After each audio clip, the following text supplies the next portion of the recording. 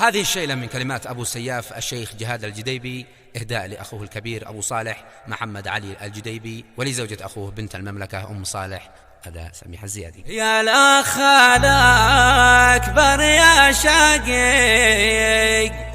الظهر في هذا الوجود، يا زمح أبو سياف وين عم فيك يا الأخ الهمام، شيخي وتاج راسي ولا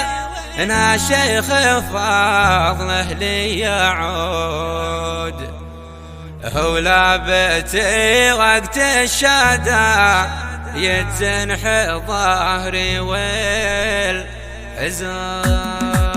يا الله ابو سياف ما يدعيك والعالم رقد، يا الله ابو سياف ما يدعيك والعالم رقد،